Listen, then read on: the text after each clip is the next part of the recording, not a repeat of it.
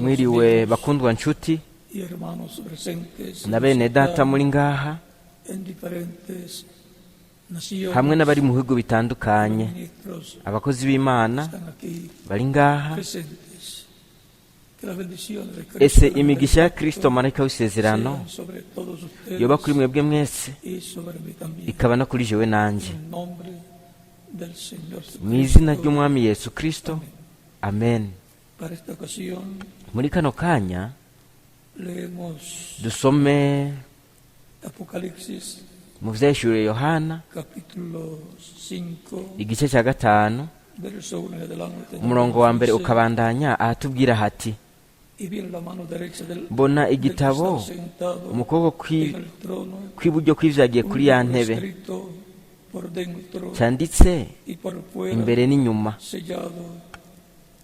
kidombagije ko udushasharandwi tukimatanije tudomyemo ikimenyetso. Mbona umumarayika w'inkomezi nyinshi asemereza ijwi rirenga ati: ninde bibereye ko azingurura kijya gitabo ngo amene ibikimatanije? Ntihagira uwo mu ijuru canke uwo kw'isi canke uw'ikuzimu ashobora kuzingurura ico gitabo canke kukiraba. Nanje ndizwa cane nuko hatabonetse ubereye kuzingurura ico gitabo canke kukiraba. Umwe muri ba bakuru arambarira ati: ntacurira, intambwe yo mu muryango wa Yuda,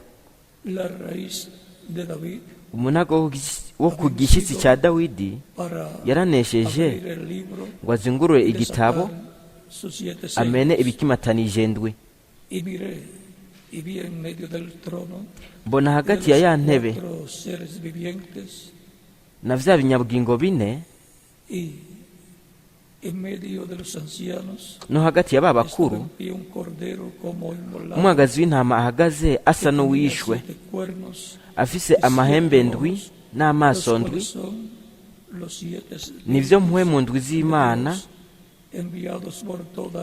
zatumwe kwama zija mw'isi yose. Araza agikura mu kuboko kw'iburyo kw'ivyagiye kuri ya ntebe. Amaze kwabira ico gitabo, vya binyabugingo bine n'aba bakuru 24 baca bikubita imbere y'uwo mwagazi, bafise inanga bose n'inzavya z'izahabu zuzuye imibavu, niyo gusenga kw'abera. Baririmba indirimbo nsha bati: birakubereye kwabira igitabo no kumena ibikimatanije, kuko wishwe ugacungurira Imana abo mu miryango yose no mu ndimi zose no mu moko yose no mu mahanga yose, ubacunguje amaraso yawe, ukabahindura ubwami bw'Imana yacu no kuba abaherezi bayo, kandi bazoba abami mw'isi. Ndaraba numva ijwi ry'abamarayika benshi bakikije ya ntebe na vya binyabugingo n'aba bakuru. Igitigiri cyabo cyari amasinzi n'amasinzi n'ibihumbi n'ibihumbi, bavuga n'ijwi rirenga bati: umwagazi yishwe abereye guhabwa ububasha n'ubutunzi n'ubwenge n'ubushobozi n'icubahiro no guhimbazwa n'umugisha. Kandi icyarimwe cyose cyo mu ijuru no mu isi n'ikuzimu no hejuru y'ikiyaga n'ibiri muri vyo vyose, numva bivuga biti: vyagiye ku ntebe ngo n'umwagazi w'intama, umugisha ube uwabo n'icubahiro no guhimbazwa n'ububasha ibihe bitazoshira. Kandi vya binyabugingo bine biravuga biti: amen. Ba bakuru bikubita hasi barasenga.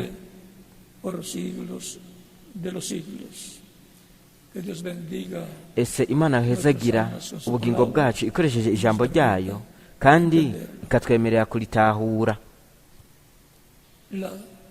tercera etapa. ugukwegwa kwa gatatu.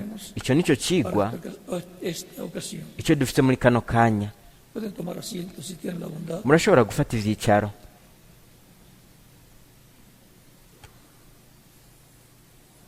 Este título de propiedad igitabo gihesha uburenganzira, igitabo kimatanishijwe amashashi arandwi, ni igitabo cy'ubugingo ahanditswe amazina y'abazokwakira Kristo nk'umukiza umwe gusa abakwiriye. Iki gitabo,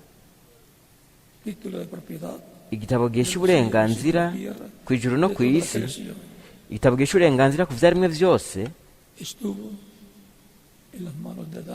cyari mu biganza vya Adamu, ariko kubera yuko yacumuye yaracyatswe gisubira iburyo bw'Imana. Ni ukuvuga yuko cyasubiye kuri nyene cyo w'inkomoko. Kandi mu gihe icyo gitabo gisha uburenganzira kikiri iburyo bw'Imana, ikiremwa muntu nicyo shobora kubaho mu buryo bufadika ibihe bidashira. Icyo gitabo gisha uburenganzira gitegerezwa kugaruka ku kiremwa muntu, ku bwoko bw'ikiremwa muntu, kandi nicyo gituma Yesu Kristo nk'ugize ubwoko bw'ibiremwa abantu, kubera yuko yavutse biciye mu inkumi Mariya, niwe wenyene abereye gusaba yisubiza icyo gitabo, akagifata mu ijuru, akakizingurura, akakizana, akakigarukana ku isi, akagiha ikiremwa muntu.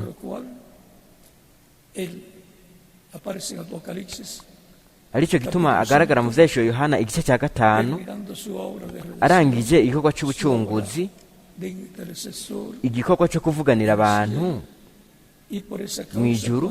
Nicyo gituma igihe ujya mukuru yabaza, akabwira Yohana ati nacurira, kuko Yohana ariko ararira cyane kubera yuko hatari habonetse umuntu abereye gufata icyo gitabo no kucugurura mu ijuru. Ntihari hanabonetse n'umuntu akwiye kuraba icyo gitabo. Nicyo gituma Yohana arize cyane, kuko yari azi yuko vyose vyoba bizimiye mu gihe hatogaragara uwo muntu, kandi ntiyagaragaye. Ariko mu mwanya runaka umukuru yarabwiye Yohana ati nacurira, intambwe y'umuryango wa Yuda,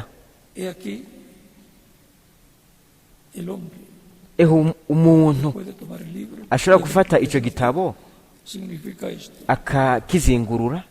Icyo nicyo bisigura, kuko gusa Yesu Kristo niwe abereye ubwiza n'icyubahiro. Mu yandi majambo, abereye gufata icyo gitabo no kumena ibikimatanije. Nicyo gituma umukuru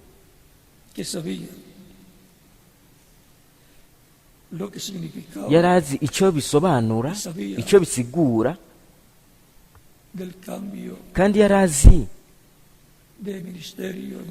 impinduka z'ubukozi mu ijuru, impinduka z'ubukozi za Kristo mu ijuru no ku isi, kandi yarazi ibyo ariko birabera mu ijuru. Rero uwo mukuru yaramubwiye ati ntacurira Yohana, intambwe y'umuryango wa Yuda, umunago gishyitsi cya Dawidi, yaranesheje ngo azingurure igitabo amene ibikimatanije ndwi. Igihe Yohana yitegereza, yabonye umwagazi w'intama, kuko Yohana yarazi Yesu Kristo nk'umwagazi w'intama w'Imana. Yohana ntihariko abona umwagazi w'intama ufadika, ariko yariko abona Yesu Kristo arivyo tubona muri Yohana, yerekanwa na Yohana umubatizi, al pueblo, amwereka abantu. cuando lo presenta kandi igihe yamwerekana al pueblo, akamwereka abantu, vean murabe cómo es esa presentación. murabe ingene yakoze uko kwerekanwa. Capítulo 1 de San Juan, Yohana igice cya mbere verso 25 en adelante. umurongo wa 25 ukabandanya. Le preguntan a Juan, barabagije Yohana bati urinde. vamos a leer desde el verso 19. Reka duhere ku murongo wa 19 Capítulo muri 1. Yohana igice cya mbere. Este es el testimonio Uku de Juan cuando los judíos niko gushinga intahe kwa Yohana, aho abayuda bamutumwa ko abaherezi n'abalewi bavuye i Yerusalemu ngo bamubaze baturinde.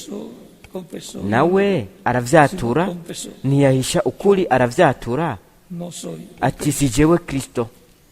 porque los sacerdotes, Kuko abaherezi, los saduceos, abasadukayo n'abafarizayo, abayobozi b'amadini, sabían que el Mesías bari bazi yuko Mesiya en ese tiempo, yategetswe gushika muri ico gihe, tiempo kuko cyari igihe en que la semana número 70 aho iyinga rya 70 ryari ryamaze gutangura. habían venido antes Hari haraje imbere ya Yesu falsos mesías, ba falsos Mesiya b'ibinyoma como Teudas y Judas, nka Tewuda na Yuda, fueron proclamados, se proclamaron el Mesías biyerekana prometido, nka Mesiya llevaron yasezeranywe, discípulos tras sí, murieron y se acabó el movimiento de cada uno de ellos. bigarurira benshi, Es que hararangira en el libro de los Hechos ikanguro ryabo. Rero turabona mu gitabo cy'ibyakozwe n'intumwa, que un maestro muy turabona importante yuko umwigisha ngirakamaro cyane de Israel, wo muri Isirayeli, el cual también fue profesor ari we yabaye de n'umwigisha Saulo de Tarso, wa Sawuli w'i Taruso, les dice, aravuga "Dejen a esas personas ati nimureke abo bantu mubareke batekanye, antes kuko de él, de Jesús, imbere yabo, ni ukuvuga imbere ya Yesu, Teudas y Judas, haraje Tewuda na Yuda, llevaron discípulos tras sí, bigarurira abigishwa benshi bityo barapfuye, terminó. kandi byose byararangiye. Así que Gamaliel Nuko rero era Gamaliyeli un hombre conocedor yari umuntu w'umunyabwenge, de las cosas de Dios. azi ibintu Y vy'Imana, les aconseja kandi yarabahaye impanuro, estos líderes religiosos aziha abayobozi b'amadini bo muri Isirayeli, ati nimubareke batekanye abo bakristo, los apóstoles, abigishwa los que creían. nabo bose bizera Yesu. Y Gamaliel Kandi Gamaliyeli también vino a ser un creyente. vyongeye yahindutse uwizera Las Kristo, escrituras yaragenzuye ivyanditswe, que concordaba arabona yuko bihuye el ministerio de Jesús n'ubukozi bwa Yesu, con las escrituras ko bihwanye n'ivyanditswe vy'ubuvugishwa de la venida del Mesías. bivuga kuza kwa Mesiya. También Vyongeye tenemos a José de Arimatea, turafise Yozefu w'i Arimatayo, tenemos a otro discípulo kandi que turafise vino n'abandi bigishwa, turafise n'undi mwigishwa yaje kuri Yesu mw'ijoro, quiso saber ariwe yifuje kumenya neza quién era Jesús. Yesu uwo ari we. Nicodemo, Nikodemu, un maestro umwigisha en Israel. muri Isirayeli, Y kandi Cristo le habló, Kristo yaramubwiye, lo que le habló Cristo, hamwe n'ivyo Kristo yamubwiye, pudo saber we ari gushobora Jesús kumenya, era el Mesías. we yarashoboye kumenya yuko Yesu yari Mesiya. Rero nico gituma Nikodemu Buscó el cuerpo de Jesús, yarondeye umubiri wa Yesu otras personas, hamwe n'abandi bantu Santa Sepultura, kugira ngo baze bawuhambe el mu mva nziza, imva nyeranda, lugar o lugar de sepultura mu kibanza mu mva de Arimatea, ya Yesaya disponible para ya Yozefu w'i Arimatayo, kugira ngo bahambe Yesu. Urupfu yapfuye nk'umutunzi, Estas personas abo bantu que vivían bien y tenían buenas bari babayeho neza, de ayudar en la obra de bari los bafise uburyo bwo gushobora gufasha igikorwa cy'umwami mu bukozi bwa kristo, ocuparon de la sepultura baritayeho uguhambwa kwa yesu, un lugar barondera ikibanza preparado para ese cyari proceso. cyamaze gutegurwa. Ahora Rero continuamos leyendo aquí. tubandanye dusoma ngaha, Timoteo dijo, confesó y no negó, sino confesó, yo no soy el Cristo. O sea, no le dicen, no soy el Cristo, no soy el Mesías, no soy el ungido. aravyatura ntiyabihakana ati si jewe kristo. Baramubaza bati none se bimeze bite, uri Eliya? Dijo, no soy. Ati sindiwe. Pero era el Elías de aquel tiempo. Baturi wa muntu Pero ellos están preguntando por el bo Elías bariko babaza yuko que está en la Escritura. ari Eliya wo mu vyanditswe ari muri Maraki igice cya 4, Vendría ari we yari al kuzoza final, en el tiempo final. ku iherezo mu gihe cya nyuma. Reverendo Kandi Branham, uwo Eliya yabaye Revera William Branham. algunas veces lo debo decir, Inshuro zimwe zimwe o el reverendo William Branham podía decir, turashobora kuvuga canke Revera William Branham ishobora kuvuga ati ni Elisa yari kuza, era Elías. kuko Elisa ni Eliya mu bukozi bwiwe. Elisa ni Eliya mu bukozi bwiwe. Por eso Nico gituma él podía decir, we yari gushobora cuando kuvuga tenía que decir igihe yategetswe kuvuga ati ni Elisa, yari kuvuga ati ni Eliya, kandi vyari kuba bimeze neza kuko yari Eliya wo mu kijya gihe. Ahora Rero continuamos viendo. Le dijeron, tubandanye pues, turaba, ¿quién eres? baramubaza Para que demos bati respuesta none se bimeze bite. a los que nos enviaron. ¿Qué dices de ti mismo? Baramubaza bati none urinde ngo tuje kwishura abadutumye, kuri wewe wivuga ute? De Juan, Bo bifuza kumva ibivuye mu kanwa ka Yohana uwo ari we, y no quiere decir kandi nibishaka kuvuga yuko bifuza kubimenya ngo bizere. Kenshi barabaza kugira ngo bagwanye, barondera amafuti a través de toda la historia bíblica.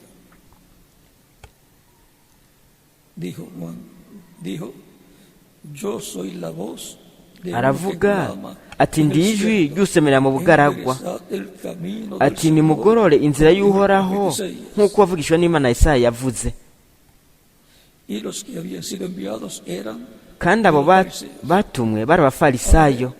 Rero murabe, Juan, no se puso a discutir Yohana con ellos. ntiyahaririye nabo, Dijo, yo soy la voz we yaravuze ati de uno que clama en ndi el ijwi desierto, ry'usemerera mu como bugaragwa, dice el profeta Isaías. nk'uko muvugishwa n'Imana Yesaya yavuze. No Él kuvuga está diciendo, yo yuko soy yariko ababwira ati ese que está clamando en el desierto. nduyo ariko asemerera mu bugaragwa. Encontramos a Juan por el desierto. Turashobora kubona Yohana mu bugaragwa, Se iban donde Juan estaba, la gente. baragiye abantu aho Yohana yari ari kugira ngo babatizwe, Aquellos que eran mu bibanza desiertos, byo mu bugaragwa, ariko allí llegaban las personas. aho harashyitse abantu. Igual que cuando Jesús Cyo kimwe n'igihe Yesu personas en lugares, abantu baraje mu bibanza aho yari ari ariko avugira ubutumwa, ciudades, haba hanze y'ibisagara, desiertos. mu bisagara bito bito canke mu mitumba canke mu bugaragwa. Y le preguntaron, Kandi baramubaza ¿por qué pues bautizas si tú no eres bati none ubatiriza iki kutari Kristo, ntube Eliya canke wa muntu avugishwa n'Imana? Y era profeta. Yari muvugishwa n'Imana. ¿Por qué le dice ni el profeta? Kuko baramubajije bati utari wa muntu avugishwa n'Imana, kuko Mesiya ategeza ko ari uvugishwa n'Imana. Juan le respondió diciendo, Yohana arabishura bautizo con agua, ati jeho mbabatiza mu mazi, hagati muri mwebwe hahagaze uwo mutazi.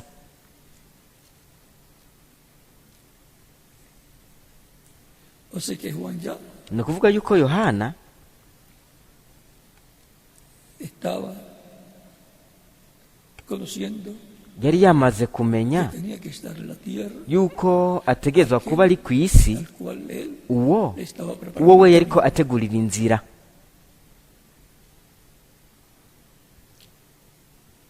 Este es el que viene nuko uwuje después del precursor, el próximo ni profeta. ukuvuga que yuko aparecería inyuma sería y'integuza uwari kugaragara yari Mesiya. Este es el que viene después de mí. El que es niwe aza antes de mí. inyuma yanje, kandi Como jewe era antes y venía después. Y kandi ni gute como Jesús, yariho imbere yiwe nimba yaje inyuma yiwe, kandi ni gute Yesu yari yavutse twovuga amezi runaka inyuma ya Yohana, yabaye uwa mbere gute? porque Cristo kuko Kristo es antes de todas las cosas. yabayeho imbere y'ibintu vyose. Es primero que Juan. ni uwa mbere solamente kuri primero Yohana, que Juan. si uwa mbere kuri Yohana gusa, ariko ni uwa mbere kuri Aburahamu, Que Adán ni uwa también. mbere kuri Adamu vyongeye, Y es primero antes kandi ni uwa de mbere la creación. imbere y'ivyaremwe vyose, kuko Imana biciye muri we Fue que llevó a cabo la niho creación. yaremeye, niho yakoreye igikorwa kirema. Este es el que viene después de mí. niwe aza inyuma yanje, kandi jewe Del cual yo no soy kandi digno jewe de desatar ntibimbereye la correa gupfundurura del calzado. akagozi k'inkweto Estas yiwe. cosas sucedieron en ivyo Betania, bintu vyabereye i Betaniya al otro lado del Jordán, hakurya ya Yorodani, donde Juan estaba. aho Yohana yabatiririza. Ese día vio Juan a Jesús bukeye bwaho y le dijo, abona Yesu aza kuri we, aravuga he aquí, el ati, Cordero de nguyu Dios, umwagazi w'intama w'Imana ukuraho icyaha cy'abari mu Juan isi. estuvo hablando ni ukuvuga yuko igihe ariko con los aravuga fariseos, ya él avugana sabía, n'abafarisayo, yari azi Mesiya uwo ari we según la carne, mu buryo bw'umubiri, su primo, yari muvyara we, porque María era kuko Mariya parienta yari de Elizabeth, la uwo mu madre muryango wa de Juan Elizabeti, Bautista. nyina wa Yohana umubatizi. kandi nta nkeka, Cuando María fue a ver igihe Mariya Elizabeth, que estaba yabona embarazada, ella llevaba Elizabeti ari we yari yibungenze haciye amezi atandatu, 6 meses. marayika yari yamubwiye ati haciye amezi atandatu yibungenze. Carla rero yaciye agenda kumugenderera, dice lo que el ángel le dijo. aramubwira ivyo marayika yamubwiye. Cuando saluda a Elizabeth, igihe yaramutsa Elizabeti, el niño Juan el Bautista umwana wa Yohana umubatizi brincó yarasimvye en el vientre de Elizabeth. mu nda ya Elizabeti. La promesa era que isezerano ryari uko el Elías que vendría, Yohana y yari se kuba le Eliya, yari kuzoza. niko marayika Gaburiyeli yabwiye Zakariya, Juan el Bautista, umuherezi se wa Yohana umubatizi, yuko azokuzuza lleno mpwemu del Espíritu Santo. kuva akiri mu nda ya nyina. akuzuzwa iki? akuzuzwa mpwemu yera. Y si iba a ser lleno del Espíritu kandi Santo, nimba ari kuzuzwa mpwemu yera, vean, murabe algo tenía hariho ikintu que suceder. cyategerezwa kuba. San Lucas, Luka mweranda capítulo 1, igice cya mbere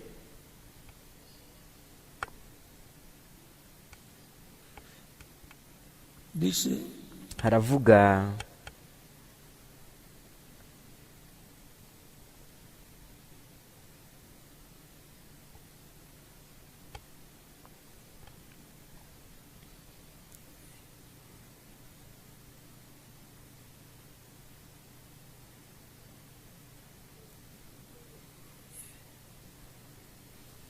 capítulo 2, igice cya kabiri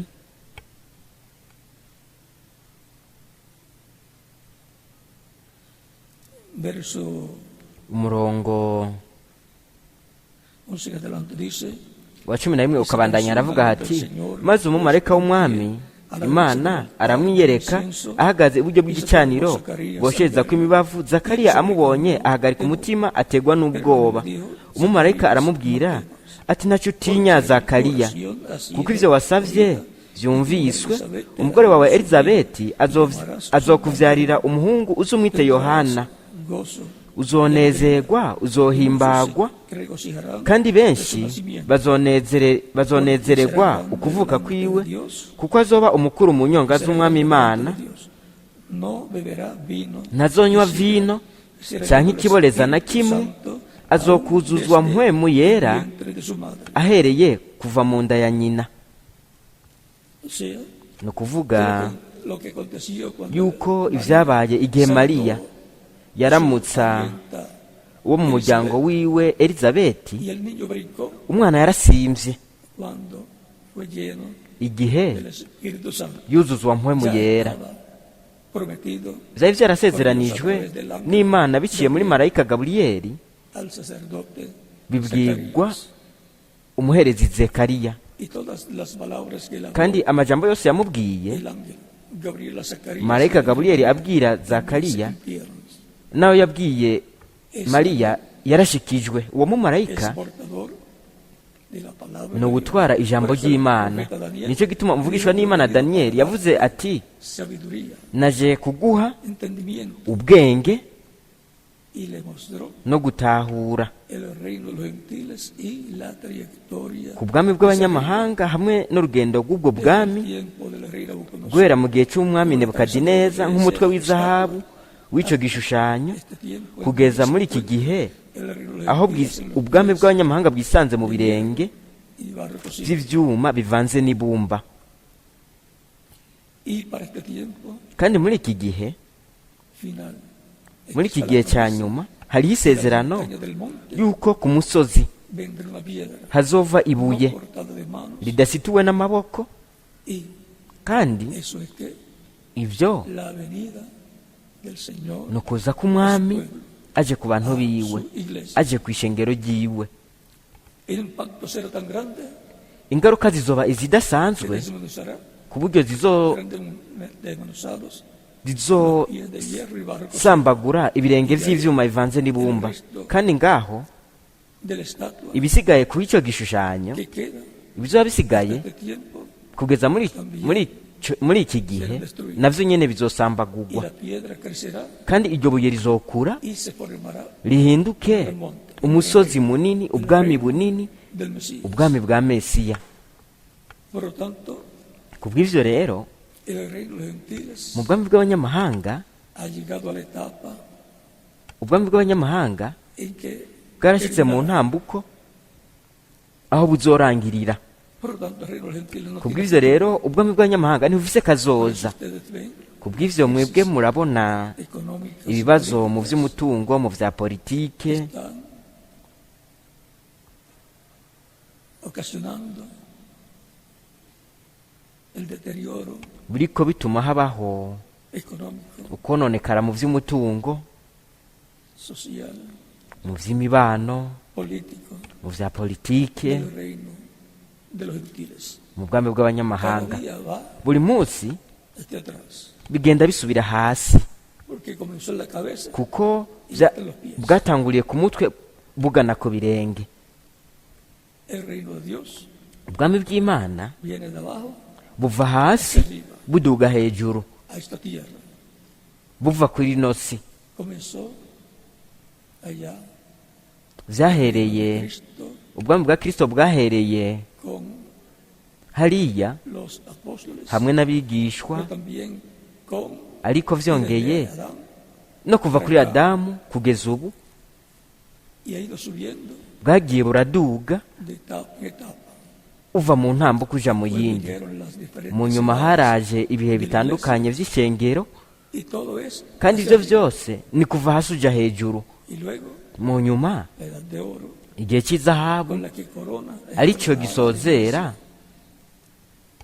la edad de oro ishengero. igihe cy'izahabu representa el lugar santísimo, gishushanya ikibanza cy'ahera cyane cy'iyo ngoro porque la iglesia y'umwami yesu kristo, kuko ishengero un templo espiritual ni ingoro mu buryo casa bw'impwemu, de Dios, inzu y'imana, donde mora Dios en ese aho Espíritu imana iba muri mpwemu yera, Santo, como fue prometido por nk'uko Jesucristo. vyasezeranywe na yesu Yo kristo estaré con vosotros ati todos nzoba los ndi días kumwe namwe iminsi hasta el yose fin del mundo. kugeza ku muhero Así w'isi. es que Cristo, uko niko rero kristo construyendo la casa de ariko Dios, arubaka inzu y'imana ishengero ryiwe akoresheje amabuye mazima ibiremwa abantu ese trabajo de construcción, hasta donde arakora igikorwa cyo kubakwa kugeza aho kigeze en el fin del tiempo, cyarageze mu gihe cya nyuma lugar santísimo, mu kibanza cyahera está cyane siendo construido con aho kiriko kirubakwa hakoreshejwe amabuye mazima ibiremwa abantu abumva ijambo ry'imana nace la fe de Cristo en su alma, ukwizera kwa kristo kwavukira mu bugingo bwabo bakamwakira nk'umukiza rero baracongwa n'ijambo para ser ijambo ry'imana kugira ngo en el templo espiritual de Cristo. bashyirwe mu ngoro mu buryo bw'impumu ya kristo Dios corta imana esas piedras iraconga ayo mabuye con la espada ikoresheje de la palabra. inkota y'ijambo Y ahora, rero continuando tubandanye aquí en San Juan capítulo, ngaha muri yohana igice cya mbere dice, haravuga verso 29, umurongo wa 29 nari nabivuze verso 29 dice, umurongo wa 29 aravuga ati bukeye bwaho abona yesu aza kuri we y dijo, aravuga he aquí el Cordero de ati Dios, nguyu umwagazi w'intama w'imana el pecado del ukuraho icyaha cy'abari mu isi Cristo con su sacrificio kristo hamwe n'ikimazi cye ku musaraba i karuvariyo yarakuyeho icyaha cy'isi guhera ukabandanya las personas responden abantu barabazwa sus propios pecados. ibyaha byabo bwite Está en la Escritura biri mu que byanditswe vendría el Salvador del ko mundo, umukiza ye kuzoza w'isi y aparentemente kandi no salvó al mundo. bigaragara umengo ntiyacunguye isi Lo crucificaron. Le baramubamvye decían, bamwe bavuga bati sálvate a ti mismo. baramubwiye bati niwikize igihe ari ku musaraba i karuvariyo Pero ariko cuando buscamos bien las Escrituras, igihe baraba neza mu byanditswe encontramos igihe turaba neza mu que en los byanditswe días de Jesús turabona yuko imbere ya yesu estaba como los días yuko isi de Noé, yari imeze nko mu como gihe los cya días nowa de Lot también, no mu gihe cya loti byongeye porque era un tiempo en kuko que cyari igihe un entrelace aho haba ugusobekerana kw'ibiringo estaba llevando a cabo y apareció aho allí hariko haba ugusobekerana kw'ibiringo kandi ngaho profeta mensajero dispensacional hari umuvugishwa n'imana w'ikiringo ari we yabaye yesu y siempre kandi buri gihe iyo ivyo bibaye algo grande. ikintu kidasanzwe kirabera ku isi Jesús yesu está allí presente yari ari ngaho para hacer el trabajo, kugira ngo akore igikorwa la labor que le corresponde ico para yari la salvación agenewe del mundo. kubwo gukiza isi El mundo en aquellos días isi muri rya misi había llegado yari yamaze gushika al máximo de pecado. ku vyaha birenze cyane Era el tiempo del juicio cyari igihe para el mundo cy'igihano igihe cy'urubanza ku isi por sus pecados. kubw'ivyaha vyabo Pero llegó ariko harageze el Salvador ariko umucunguzi y yarashitse allí en umukiza Getsemaní, hariya i getsemani como los pecados del ser humano yishyirako ivyaha vy'ibiramwo abantu yigira icyaha ku bwacu a costa de su propia vida. Él decía, we yaravuga ati si el grano de trigo no cae en ti, iyo agatete k'ingano kataguye mu ivu ngo gapfe gasigara ari konyene ni ukuvuga yuko abandi bantu bose bari gufa el planeta Tierra con un ser rero humano solamente, isi yose n'ikiremwa muntu kimwe ¿cómo se vería Jesús yari gusigara mbega yesu vyari kuboneka gute diciendo, iyo avuga este ati planeta Tierra es mío, umubumbe w'isi wose ni uwanje solito, jenyene ¿con quién lo iba a compartir? yari kuwusangira nande kristo Tomó nuestros pecados yishizeko ivyaha vyacu porque podía hacerlo kuko yarashobora kubikora que fue hecho carne, nicyo gituma el verbo, yambaye umubiri ijambo, marayika w'isezerano, el Espíritu Santo, mpwemu yera, y tenía una labor kandi importante yari afite igikorwa de ser el kidasanzwe redentor cyo kuba umucunguzi, del mundo, umukiza el w'isi, Salvador del ser humano. umukiza w'ikiremwa muntu. Por eso murió en la cruz nicyo del gituma yapfuye ku musaraba Calvario, karuvariyo, los pecados del ser humano. akishyiraho ibyaha by'ikiremwa muntu. Rero Mirar, Dios imana mu kuraba ve las cosas irabona a ibintu través de la sangre de Cristo. biciye mu maraso ya Como kristo, la sangre de Cristo quita el pecado. kandi kubera ko amaraso ya kristo akora icyaha, rero ntibona icyaha. Un arco iris umunywi w'amazi está alrededor del planeta Tierra, ukikuje umubumbe w'isi, protegiendo uyirinze, la vida, urinze ubuzima bw'isi. un pacto, Isezerano, pacto divino isezerano ry'imana de Cristo. mu maraso ya kristo. Cuando termine su obra de igihe intercesión, arangije igikorwa cyo kuvuganira abantu, entonces rero ya no habrá oportunidad ntihazoba para hakiriho nosotros amahirwe ku de bantu, Cristo y murabona, obtener la redención. yo kwakira kristo nk'umukiza. Bategerezwa guca mu kababaro gakomeye Aunque reciban a Cristo. n'aho baba bakiriye kristo. Y ahora rero encontramos turabona que todo lo que el ángel Gabriel dijo yuko ibyo mumarayika gaburiyeli es yavuze cierto. kwari ukuri. Y aquí kandi ngaha lo que Juan dice de Jesús, ivyo yohana avuga kuri yesu navyo nyene kwari ukuri. Juan fue bien enseñado yohana por su padre, yari yarigishijwe neza na se lo que el ángel wiwe le había dicho. ivyo marayika yari yaravuze, Y por consiguiente, ivyo yari yaramubwiye. Mu yandi majambo, lo que María había conversado con ivyo mariya yari yaganiriye na elizabeti mu vy'ukuri yarabimenyesheje yohana Bautista. umubatizi. Así que precursor y nuko precursor rero integuza n'uwategurizwa en la familia. n'uwategurizwa inzira barabo mu muryango umwe, Y eso es bueno. kandi ivyo ni vyiza. Y todo lo que Dios kandi hará en su iglesia ivyo imana izokora vyose mu ishengero ryayo será bizoba la familia de Dios, la familia de Dios, bizobera mu muryango w'imana, que es la iglesia del Señor ari Cristo. ryo ari ishengero ry'umwami yesu Ahí kristo. está el Espíritu Santo aho niho mpwemu yera yamye enviado sus diferentes mensajeros. arungika intumwa zitandukanye. Algún día se va a completar. umunsi umwe runaka hazorangira ishengero rizokuzura, ninjira uwa nyuma mu ishengero Escuchando la predicación del Evangelio de Cristo, akumva ukuvuga k'ubutumwa bwiza bwa kristo, akamakira nk'umukiza wiwe umwe gusa amukwiriye, akabatizwa mu mazi, Cristo bautizándolo con Espíritu Santo y fuego. akabatizwa mu mazi, kristo akamubatirisha mpwemu yera n'umuriro. aho rero hazoca hasozerwa ishengero. Podrá salir del kristo rero azoshobora kuva ku ntebe yo kuvuganira abantu, en donde está como sumo aho ari nk'umuherezi mukuru de mu Melquisedec. rutonde rwa melikisedeki. Se presentará azokwiyerekana como rey, nk'umwami, se presentará como juez azokwiyerekana nk'umucamanza, y tomará kandi ese título de propiedad. azofata icyo gitabo gisha uburenganzira. remwe murabona ikintu, Antes de Jesús salir, imbere y'uko yesu ava ku ntebe yo kuvuganira abantu, ya se estaba pidiendo hazoba hamaze kuba hariko harasabwa yuko umuntu runaka yoseruka abereye gufata icyo gitabo gisha uburenganzira, icyo gitabo akakizingurura.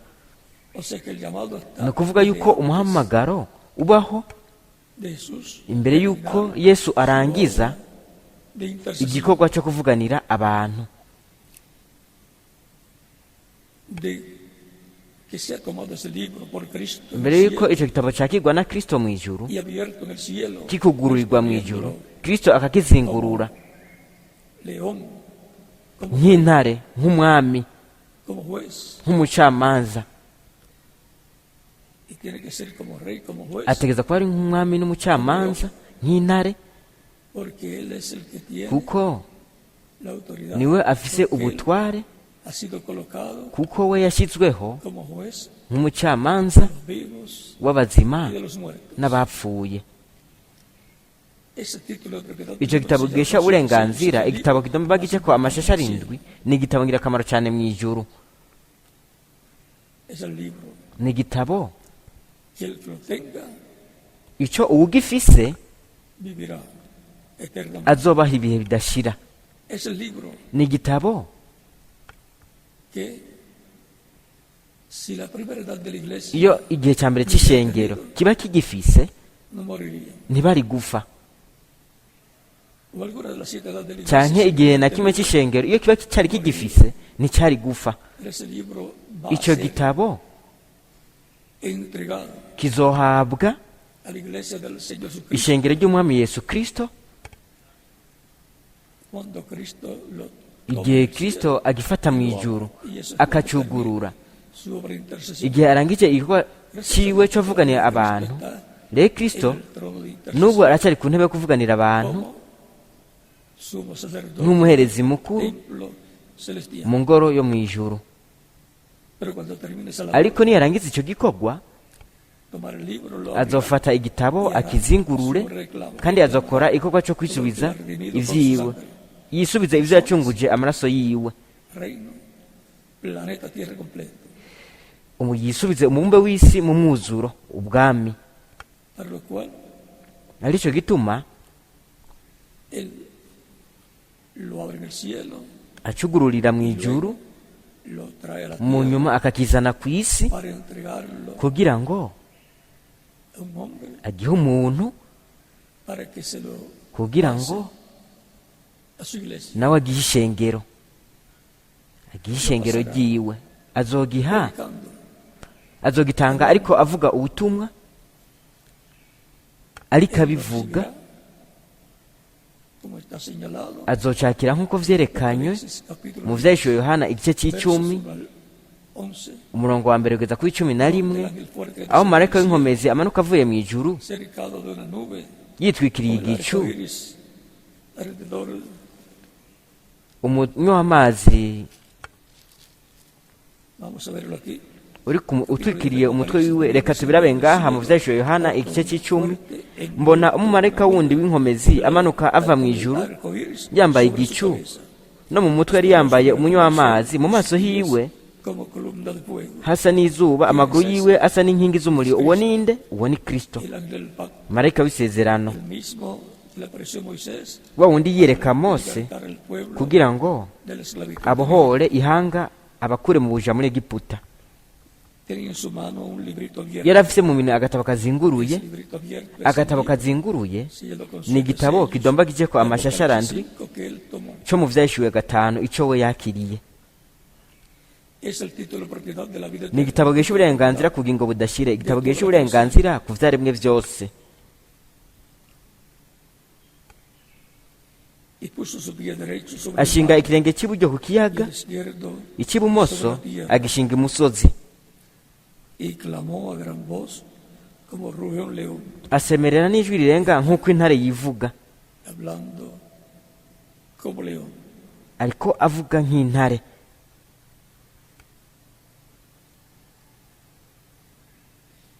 Y cuando hubo clamado, 7 truenos, asemera n'ijwi rirenga nk'uko intambwe yivuga, asemera imituragarondwi ituragara amajwi yayo. truenos subieron emitiendo sus voces, kandi imituragarondwi imaze kuvugana, ariko ngira nandike, una voz del cielo, numva ijwi rivuye mu ijuru rimbarira sella las cosas ritimatanisha ishashara, udomemo ikimenyetso ivyo imituragarondwi ivuze ntuvyandike.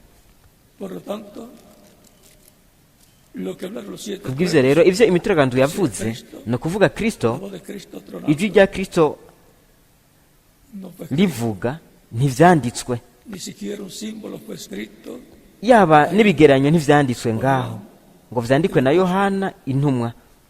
lo que los 7 truenos han dicho ivyo imituragarondwi yavuze dará la fe para ser bizotanga ukwizera ko kunyakugwa no guhindurwa biguhe abatoranijwe b'Imana ku munsi w'iherezo.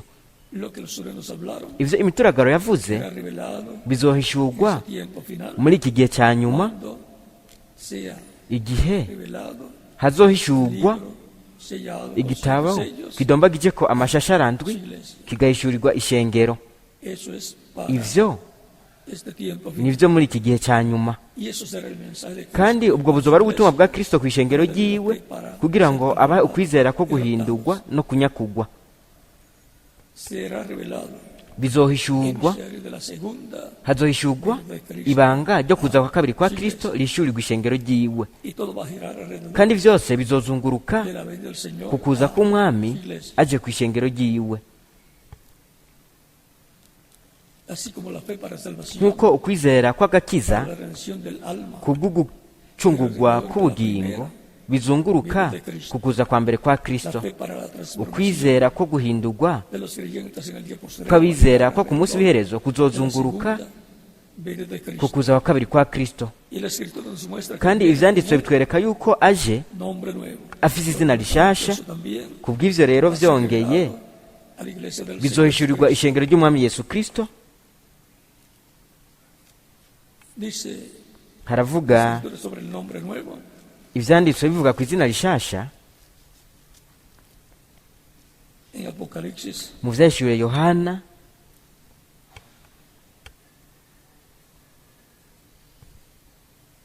capítulo 12 verso igice cya kabiri 17. umurongo wa dice, 17 haravuga ati uri n'ugutwi oiga lo que el niyumve Espíritu dice a las ico mpwemu iglesias. abwira amashengero, El que venciere, unesha comer del maná nzomuha sin kuri mano y le yanyegejwe, daré una piedrecita kandi nzomuha ibuye ryera, una piedrecita kuri iryo buye escrito un handitsweko izina nuevo, rishya, el cual ninguno conoce, nta muntu sino arizi aquel que lo recibe. ataruzorihabwa.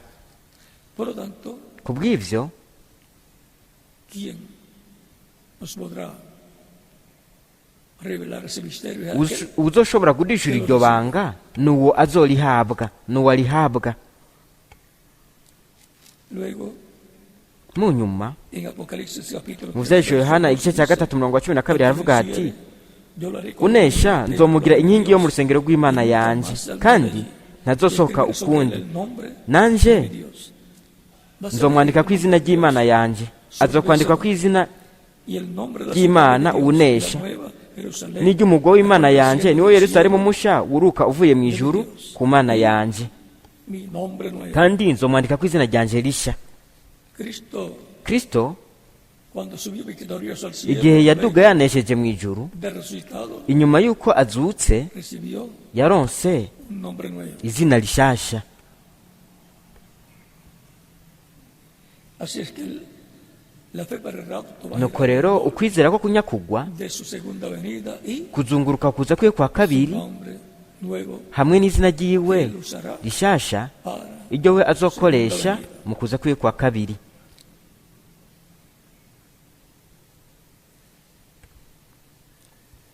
va a ser un tiempo muy kizoba ari igihe ngirakamaro cyane, igihe para el kidasanzwe cristianismo, ku iyobokamana ry'abakristo, para el judaísmo y para ku iyobokamana ry'abayuda, hamwe no ku mayobokamana yose, todas las naciones. hamwe no ku mahanga yose.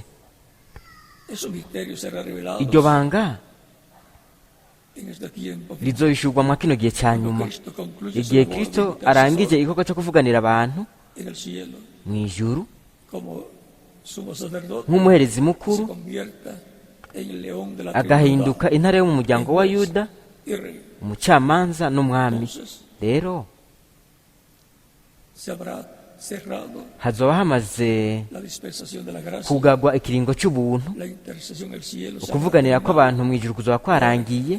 rero kristo estará azoba en una nueva etapa ari mu ntambuko shasha y'ubukozi, como león nk'intare de la tribu de Judá, yo mu muryango wa yuda, nk'umwami, de reyes y señor de nk'umwami señores. w'abami n'uganza baganza. Y por eso es que en Apocalipsis nicyo gituma mu byahishuriwe yohana adelante, igice cya 19 umurongo wa 11 ukabandanya, que viene jambo aje tiene un nombre avize que nadie izina conoce, ata muntu n'umwe arizi, el cual es el verbo de Dios, ariryo ari ijambo w'imana. o sea, ni ukuvuga es el verbo ni que ijambo se hizo carne, yigize umubiri tuvo un nombre, Jesús, akagira izina en su yesu primera venida. mu kuza kwiwe kwa El mbere. verbo, el Espíritu Santo, jambo el mpwemu yera marayika w'isezerano vendrá de nuevo. azoza bundi bushasha. Será su segunda ubwo venida, kuzoba ari ukuza kwiwe kwa kabiri un nombre nuevo. afise izina rishasha. Y dice que en su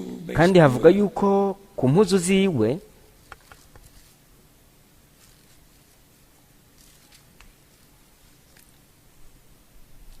capítulo 19, verso igice cya 20, 19 umurongo wa 20 ukabandanya aravuga ati, entonces vi el cielo abierto mbona ijuru ryuguruye kandi mbona ifarasi y'igitare uyivyagiye ko yitwa mwizigigwa irindi ni munyakuri aca amateka akagwana intambara mu Ese bugororotsi. es Jesucristo, Uyu ni Yesu Kristo el Verbo.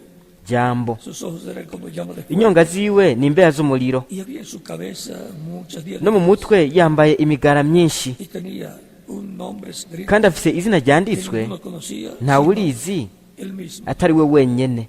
Estaba vestido con una ropa. Yari ya- Estaba vestido de una ropa teñida en sangre. Yambaye impuzu zajobetswe Su mu nombre maraso, es el Verbo de kandi Dios. yitwa jambo w'Imana. Los ejércitos celestiales, Ingabo zo mu ijuru vestido de lino finísimo, ziramukurikira, blanco y limpio, zicaye ku mafarasi y'ibitare zambaye impuzu nziza zera derere zitanduye. Mu kanwa kiwe havamo inkota ikarishe a las naciones. kugira ngo ayikubite amahanga. Y él las herirá Azoyaragiza de hierro. inkoni Y él y'icyuma, pisa el lagar del kandi aganishiriza ibirenge del furor mu bwato vino y'uburake bw'inkazi bw'Imana ishobora vyose. Kandi ku mpuzu ziwe no ku kibero afite izina ryanditswe ko ngo umwami w'abami umwami w'abami uganza abaganza. Por esa causa es que Nicyo gituma en su primera venida mu kuza kwiwe kwa mbere él no hizo wewe el reclamo. atakoze igikorwa cyo kwisubiza ivyiwe, kuko ivyo nivyo muri iki gihe cya nyuma, Se revelará aho we azokwihishura de reyes, nk'umwami w'abami Señor de señores, n'uganza abaganza, nk'intare de la tribu de Judá. yo mu muryango wa Yuda. Mu kuza kwiwe kwa mbere yaje nk'umwagazi w'intama w'Imana kugira ngo afire ku musaraba i Karuvariyo. Para este tiempo final, Muri iki gihe cya nyuma, en el programa divino, mu mugambi w'Imana está prometida vyarasezeranywe, la ocasión más grande que la harasezeranye ukwigaragaza kudasanzwe uko azogira mu ishengero ryiwe. el reverendo William Branham Kandi Revera William Branham tuvo el privilegio de ver yaragize ihigwe ryo kubona esa etapa iyo ntambuko surgiendo en medio del iriko cristianismo. ibera mu iyobokamana ry'Abakristo. Y él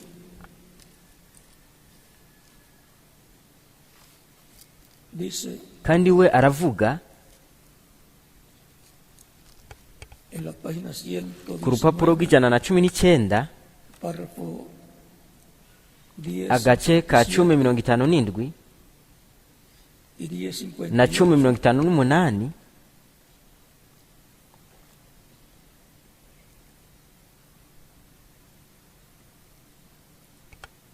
dice: aravuga ati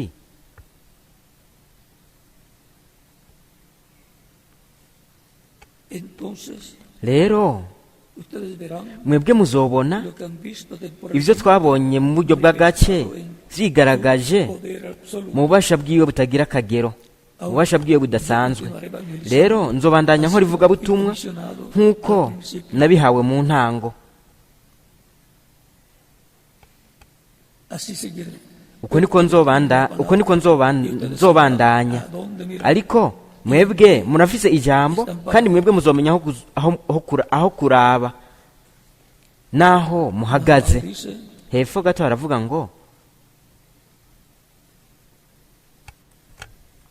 el tercero, ukwa gatatu, hablando de las ariko avuga etapas, ku ntambuko zitatu y de la tercera etapa hamwe dice, no ku kwa gatatu yaravuze ati propiamente ukwa gatatu neza na neza kwarerekanywe, twebwe ¿dónde está? turazi aho kuri, ¿Y qué?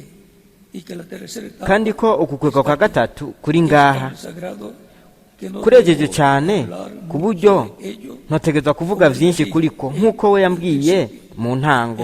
Yarambwiye ati ivyo ntuzobivuge ko na kimwe. ¿Recuerdan?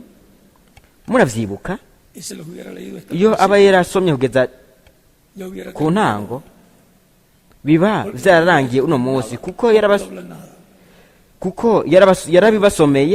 yarabibasomeye ivyo acarangiza.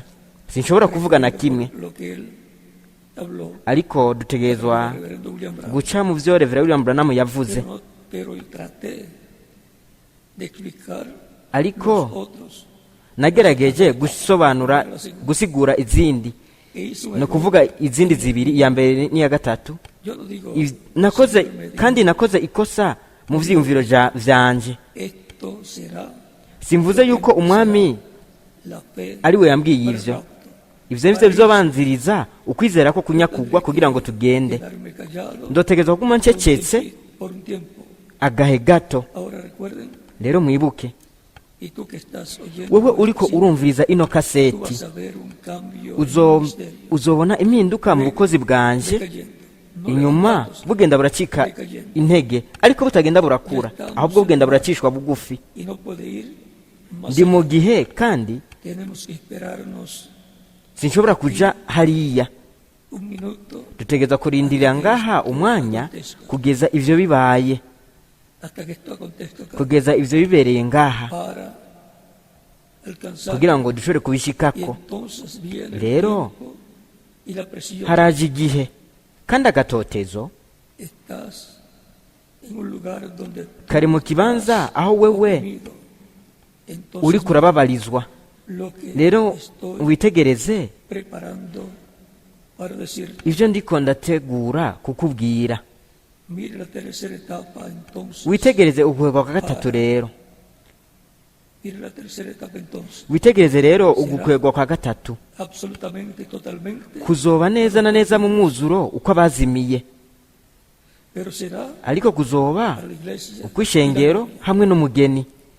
Sé que la tercera Ni ukuvuga yuko ugukwegwa kwa gatatu va a impactar al mundo kuzogira entero, ingaruka ku isi yose, al cristianismo kuzogira ingaruka ku iyobokamana ry'abakristo ryose, hamwe no ku batoranijwe. identificados por el reverendo William Branham como la Vyerekanywe na Revera William novia Branham del Señor Jesucristo. nk'umugeni, inkumi y'umwami Yesu Kristo.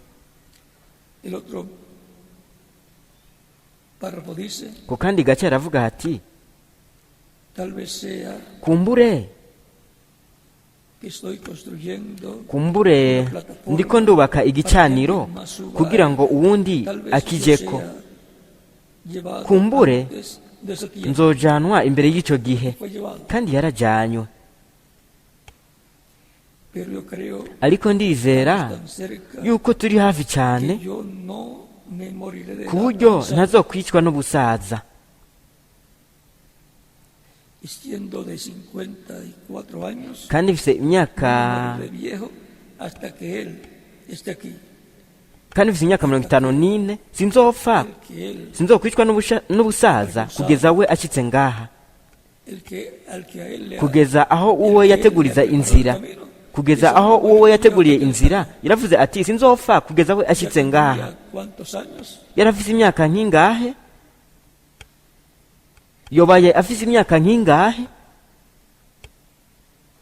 Tendría más de 100 años Yobaye afise imyaka irenga 100 si estuviera aquí mu gihe yoba akiri con ngaha nosotros. ari kumwe natwe, Porque nació en el kuko yavutse mu 1999 y kandi estamos en el 2013. turi mu 2013.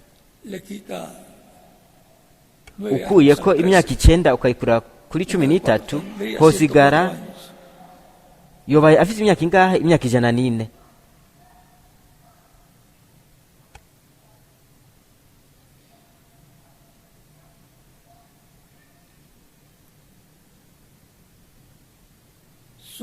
Solo que sea disparado, Gusa asesinado, mbaye ndashwe nkicwa canke n'ikindi, de algún modo muerto, mu buryo ubwo aribwo bwose nkicwa, ariko si kwicwa n'ubusaza kugeza wewe aje.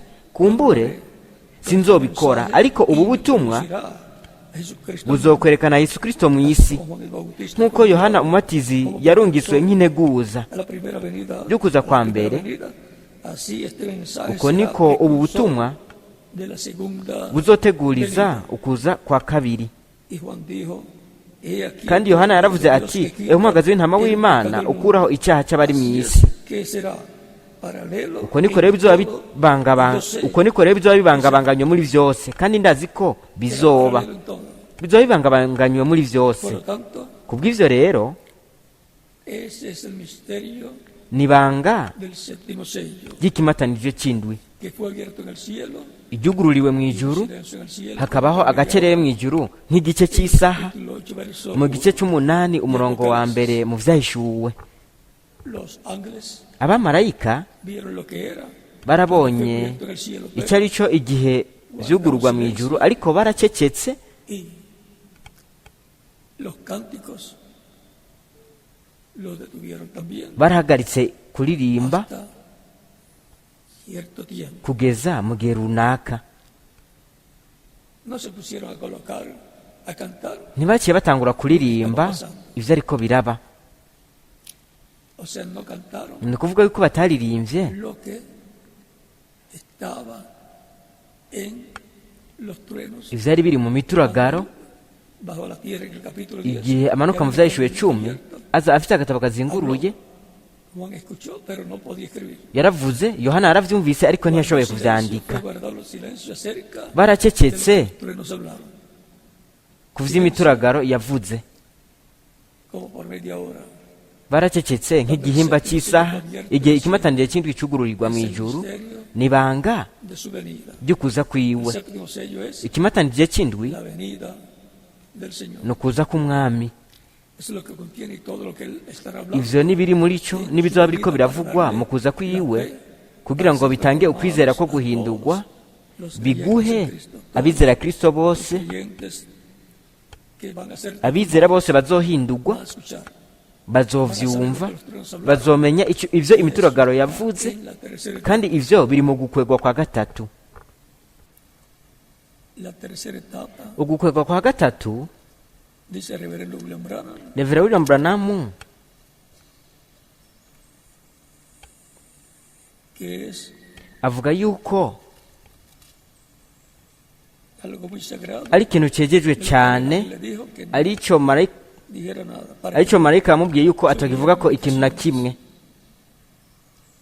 kugira ngo ntihaduke abigana. Página 4, urupapuro 471. rw'amajana 471 mu gitabo cy'imatanijwe.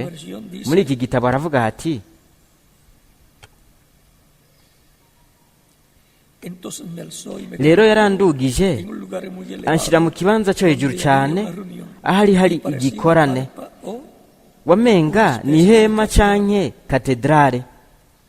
yo miré naritegereje hacia un lado, parecía que gutyo ku ruhande wamenga hari akazu gato, akabanza gato, kandi uwo muco mwebwe mubona kw'ifoto estaba hablando con alguien wariko más uravugana arriba n'uwundi donde yo estaba, hejuru cyane yaho narindi, hejuru cyane de donde él estaba, yaho we yarari, de donde estaba el hermano Branham. aho mwenda Tabranamu yarari. Fue volando de donde yo estaba.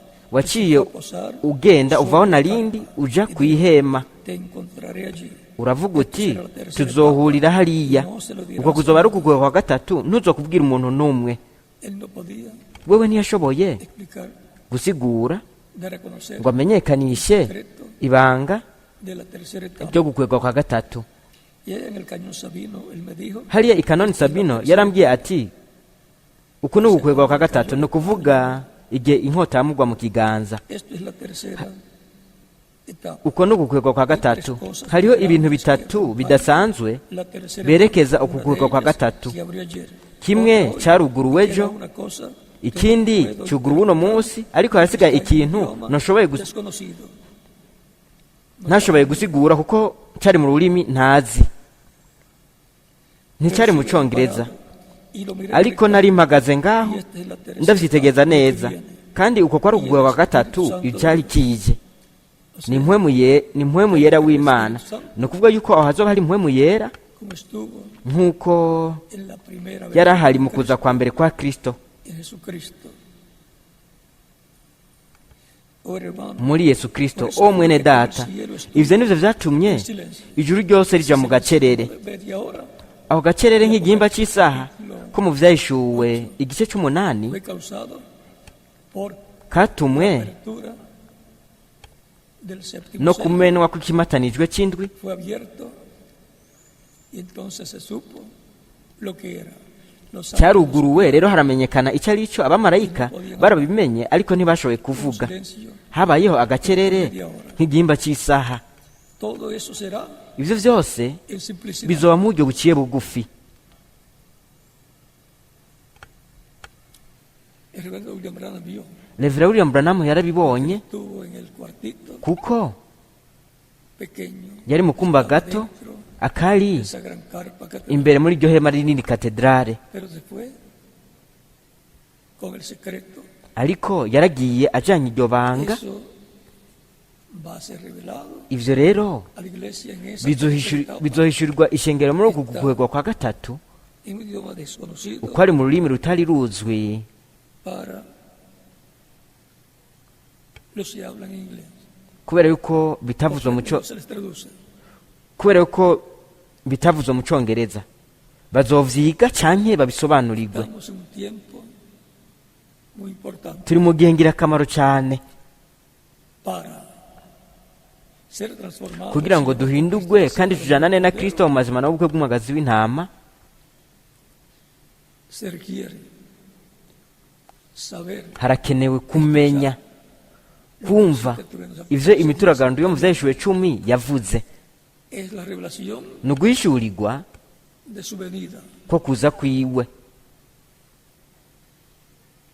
Por lo tanto, Kubw'ivyo rero hay que localizar umuntu ategerezwa kubona neza dónde va a ser ese evento. ahazobera ico Para kintu, ir, aunque sea por línea telefónica, por yaba ku murongo wa telefone canke kuri interinete satélite, como canke sea, kuri satelite, uko vyoba kose, cada ministro buri mukozi w'Imana tener al tanto ategerezwa kuba agavye su pueblo hamwe n'abantu biwe, la palabra bakira ijambo para rishuwe. nuestro tiempo. Así es que se podrá cubrir Uko niko rero el mundo entero. bizoshobora La gukwira noticia ku isi yose, hagakwira amakuru y'ikimatanije c'indwi kiriko kirugurugwa, siendo revelado kiriko a la kirahishurwa, iglesia gishurirwa ishengero, para obtener la fe. kugira ngo turonke ukwizera ko guhindurwa no kunyakugwa. Para la primera venida de Cristo Mu kuza kwa mbere kwa y Kristo, para ser abierto el misterio de su kugira ngo primera venida, hahishurwe ibanga ryo kuza kwiwe nk'umwagazi w'intama apfa ku musaraba Karuvaliyo, harabayeho urugamba. la religión principal de su tiempo se levantó Idini nyamukuru ry'ico gihe de esa revelación. ryarahagurutse rigwanya uko Daba guhishurirwa, la fe, ukwatanga ukwizera salvación y vida ko eterna. kwakira agakiza n'ubugingo budashira, kwakira uko guhindurwa kw'imbere, kwakira ugucungurwa k'ubugingo, Para recibir la redención kugira ngo umuntu yakire ugucungurwa canke ukuragwa mwuzuro k'umubiri. estaremos escuchando Tuzoba turiko turumva que los truenos han ivyo hablado, imituragaro y yavuze, la fe turonka ukwizera ko guhindurwa no kunyakugwa. otros atacarán Abandi bazogwanya toda la revelación, uguhishurirwa kwose todo lo que Dios está haciendo. kw'ivyo Imana izoba iriko Pero irakora, serán bendecidos ariko los que bazohezagirwa escucharán abazokumviriza y creerán, bakizera, porque van a ser transformados y kuko bazohindurwa bajanane na Kristo mu mazima n'ubukwe bw'umwagazi ahí se estará w'intama. cumpliendo la tercera Aho hazoba etapa hariko harashitswa ugukwegwa kwa gatatu en el cumplimiento de la visión mu gushitswa de la carta. kwiyerekwa ry'ihema. Por lo tanto, Kubw'ivyo rero la tercera etapa, ugukwegwa kwa gatatu, la iglesia del Señor la necesita. ishengero ry'umwami riragukeneye, kuko vyose bishingiye ku ijambo ry'Imana Traída ryazanywe Espíritu Santo a na través mpwemu yera de sus diferentes biciye mu ntumwa zawo zitandukanye, ushizemwo William na Branham, Revera William Branham, ari we el profeta más yabaye umuvugishwa adasanzwe aparecido uwagaragaye de América. muri Amerika ya ruguru. Él fue el mensajero Yabaye intumwa para la séptima edad. y'igihe c'indwi. Por lo tanto, Kubw'ivyo él fue aquel Elías we yabaye Eliya de Malaquías, capítulo 4, wo muri Maraki igice cya 4, para restaurar wari kuzoza el corazón kugira ngo de los hijos, asubize imitima y'abana de los padres kuya base apostólicos, abigishwa, para la restauración kubwo kugarurwa de la iglesia. kw'ishengero. Por lo tanto, es importante estar al tanto Rero ni ingirakamaro cyane kuba umuntu de todas agavye estas cosas y comprender kubwira ibintu byose, akanatahura el por qué Dios igituma nos Imana está bendiciendo. iriko iraduhezagira. Es para bendición de los Ni creyentes kubw'umugisha w'abizera todo lo que estará siendo hecho ivyo vyose bizoba biriko birakogwa por Dios. bikogwa n'imana muri iki gihe.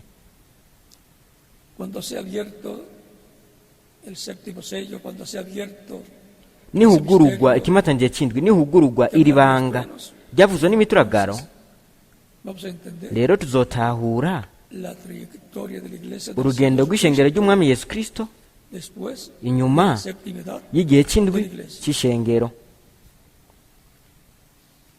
Comprenderemos mucho mejor. Tuzotahura vyinshi cyane, Dirán, cuando vean todo, tuzotahura todo cyane lo que naho bamwe bazovuga nibabona ibintu vyose yo lo sospechaba.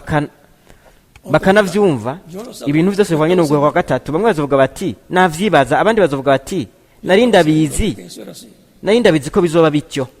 Recuerden que todo está Mwibuke yuko en la palabra. vyose biri mw'ijambo, Y lo que no entendemos de momento, kandi ivyo tudatahura umwanya runaka tuzobitahura hanyuma. otros dirán, Abandi bazovuga bati ahora sí que yo entiendo. ubu rero ndabitahuye. Otros dirán, Abandi bazovuga bati yo no entendía quizás mucho, ati pero kumbure sinahura vyinshi ariko ndizeye.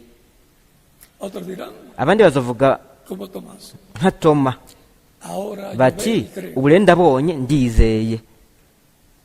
Como Tomás si no Nka veía, Toma no bati creía. ntabibonye sinizera.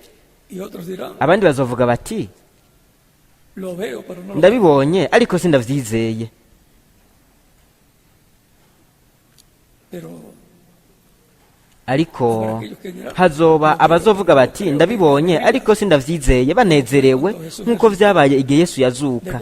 Banezerewe no creían. ntibizeye, No creían. ntibizeye ivyo bariko barabona, Increíble. barabatizera. La verdad. Ariko kwari ukuri. Abandi bazovuga Dirán bati que no creen. sinizera, bazovuga bati sinizeye kubera yuko ari abatizera. Abandi banezerewe Increíble lo que estamos viendo.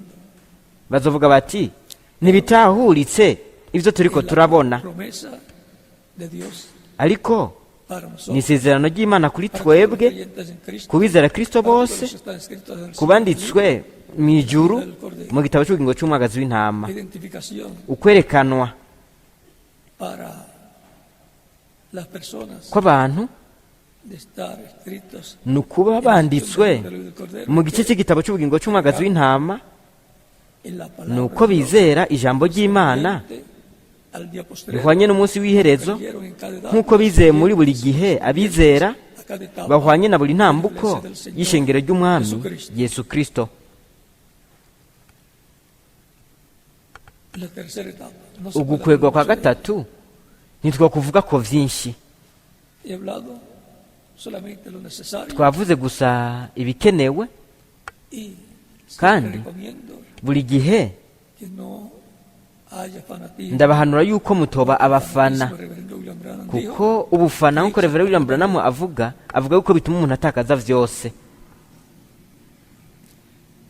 agárrese de la palabra, Mufate cyane ijambo pero sin fanatismo. ariko mudafise ubufana, ukuba indorerezi. Dios dijo que sería, Uko Imana yavuze ko bizoba, niko bizoba. tampoco traten de adelantarse, Ntimugerageze kwitangira imbere, porque algunas veces hay personas kuko abantu bamwe inshuro runaka nk'abasore mu rugo, ahaba hari abasore benshi, parecer que él es aragerageza kwitangiza imbere akiyerekana nk'uzi vyinshi ko ari we yihuta cyane kurusha abandi.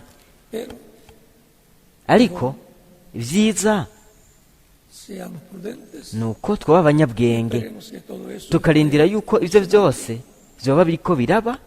y entonces Rero nuestros ojos verán, amaso yacu azobona prometió, ivyo Imana yasezeranye, haciéndose una realidad ibihindura en la ukuri tercera etapa mu gukwegwa kwa gatatu que está prometida, ukwasezeranywe, ser manifestada esa tercera etapa kugira ngo kigaragaze uko gukwegwa kwa gatatu, aho ubwiza bw'Imana de su iglesia. buzoba buri mw'ishengero ryayo. La tercera etapa. Ugukwegwa kwa gatatu. Ese Imana bahezagira kandi ibazigame Nos ayude, kandi idufashe nos ayude idufashe para recibir esa bendición kugira ngo tan twakire grande uwo mugisha que udasanzwe ha prometido para su uwo yo iglesia yasezeraniye ishengero para ryiwe este tiempo final. muri iki gihe cya nyuma. Recuerde la tercera etapa. mwibuke yuko ukugwa kwa gatatu La palabra siendo hablada, abriendo azoba ari ijambo rivuzwe hariko hahishurwa ano mabanga y'Imana. Estamos en un tiempo muy turi importante, mu gihe ngirakamaro cyane el programa divino, mu mugambi w'Imana, un tiempo en que toda persona igihe aho umuntu wese debe ategerezwa prepararse bien kuba yiteguye neza para lo que viene de parte de kubw'ibigiye kuza bivuye ku Mana. debe consagrar su vida ategerezwa kuba yejeje ubuzima bwiwe abweguriye Imana, yiteguye para la bendición tan grande kubw'umugisha udasanzwe uje de parte de Dios. uvuye ku Mana. Es como cuando Josué ni nk'igihe Yosuwa ari kumwe n'abantu bari bagiye kujabuka Yorodani, Imana yamubwiye iti eza abantu. con ustedes cada hamwe ministro namwe buri mukozi w'Imana muri buri gihugu, aquí ngaha naho reverendo José Revera Benjamín Yosefu Benjamin Peresi. continúe contando todos mubandanye mugira mwese de feliz llena umuhingamo bendición de Cristo unezereye wuzuye imigisha ya Kristo umukiza wacu.